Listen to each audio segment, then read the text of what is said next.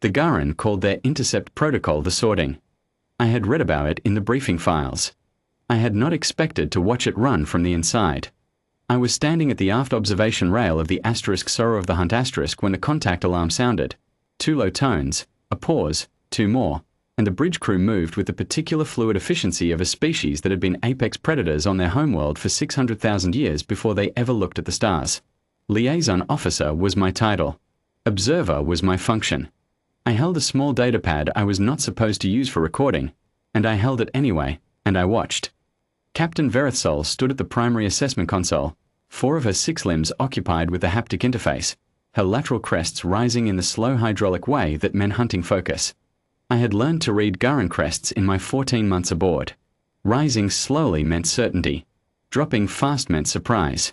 In the 14 months I had been on the Sorrow of the Hunt I had only seen the captain's crests drop twice. Soft hull, said the sensor officer. Dresh. Single vessel.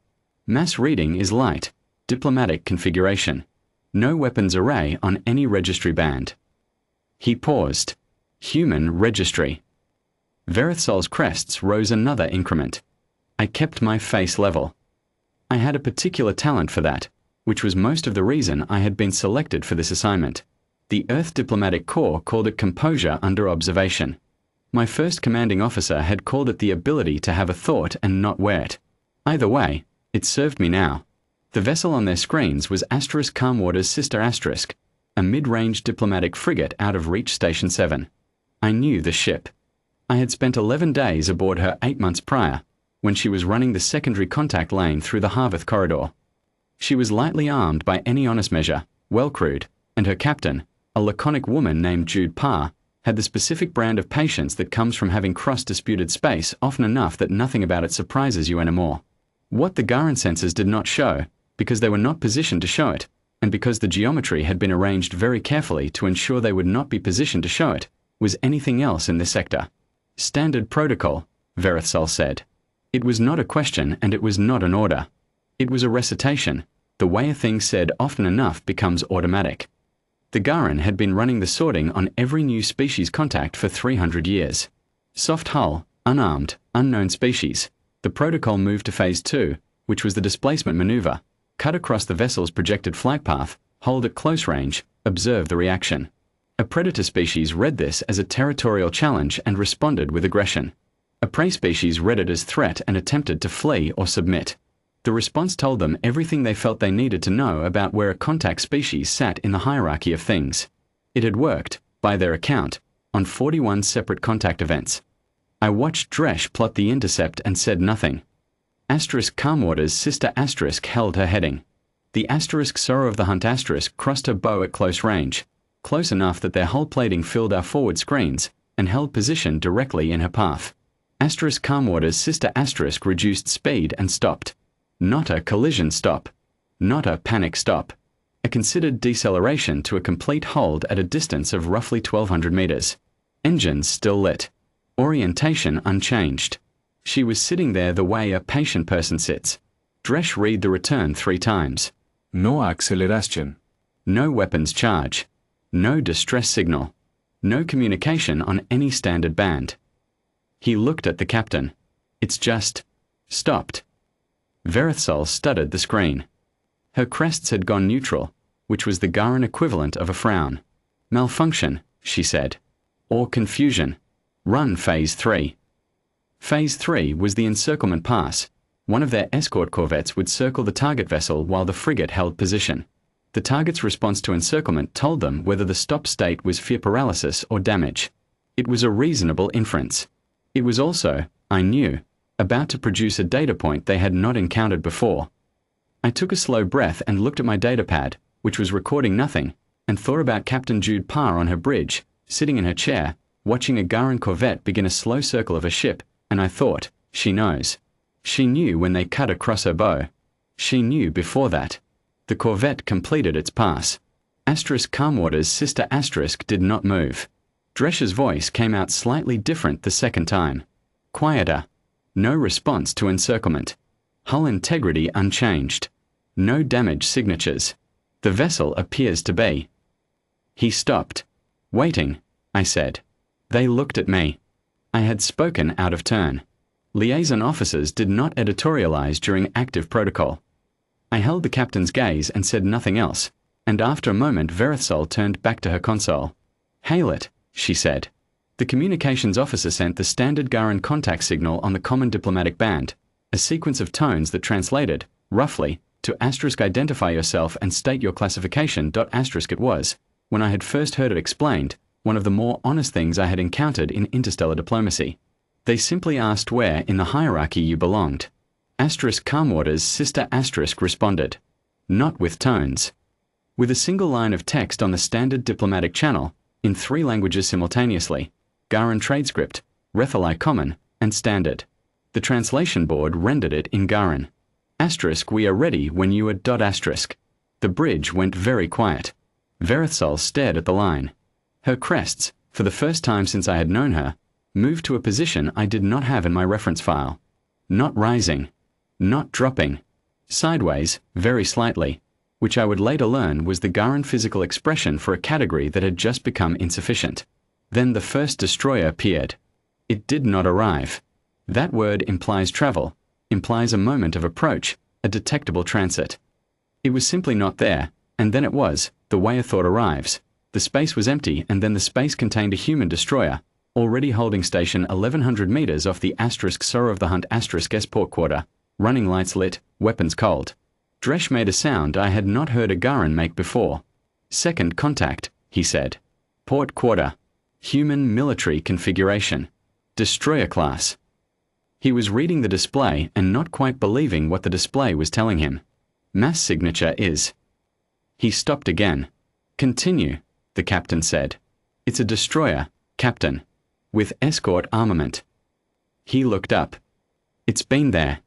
The mass shadow, the displacement trace, it's been there for some time.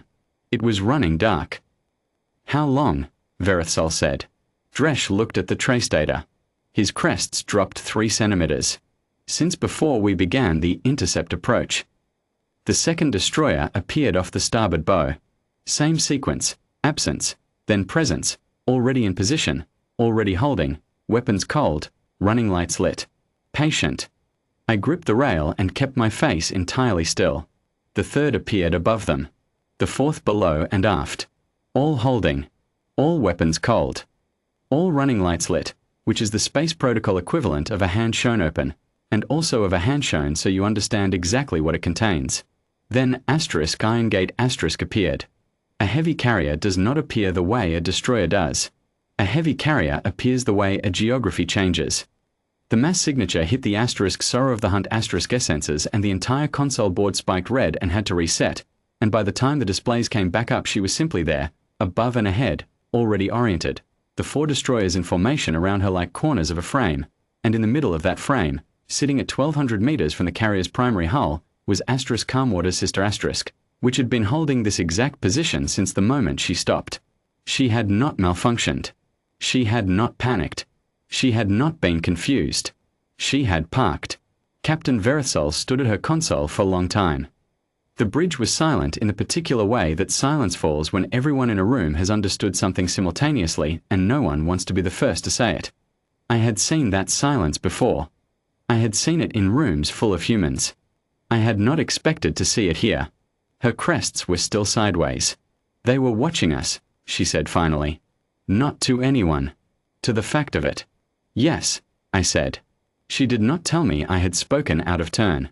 Iron Gate hailed us. Standard diplomatic band, standard language, rendered in tradescript on the translation board. This was Admiral Castamaran, commanding the 3rd Reach carrier group, operating under diplomatic charter of the Earth Concord. She wished to open formal parley at the earliest opportunity. She noted that her ships had been maintaining silent observation posture for the duration of this encounter, and she wished Captain Verithsol to know that no hostile action had been taken or was planned.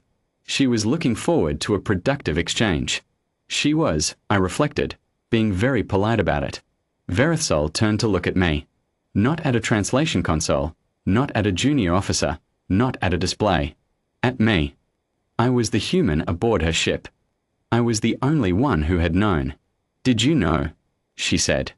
I thought about how to answer that. I thought about what was true and what was answerable and whether the difference mattered here. I thought about the briefing I had received 8 months ago, when I had been told that the Third Reach carrier group would be repositioning to the Harveth Corridor transit zone and that a diplomatic contact scenario with the Gharen Sovereignty had been assessed as likely within the quarter. I thought about the word *likely* and about how certain people use that word. I knew what we were, I said. I knew what the assessment would show when it ran.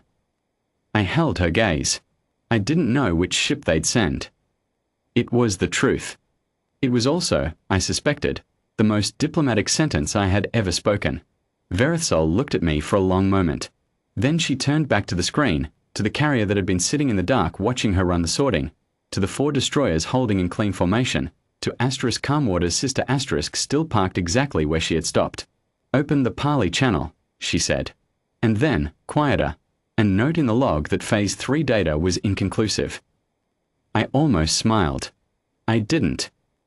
They talked for 6 hours.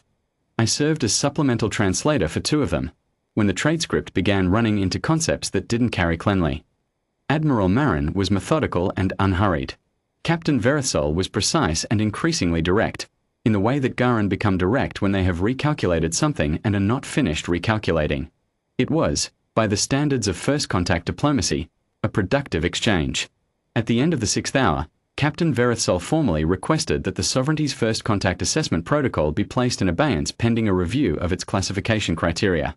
The request was logged, transmitted to Sovereignty Central Command, and acknowledged within the hour.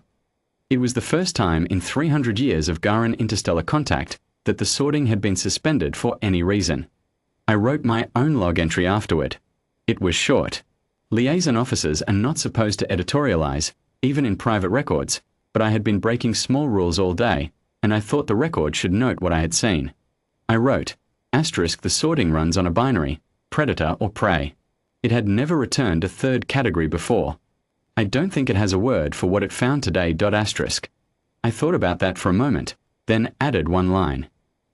We gave it 1.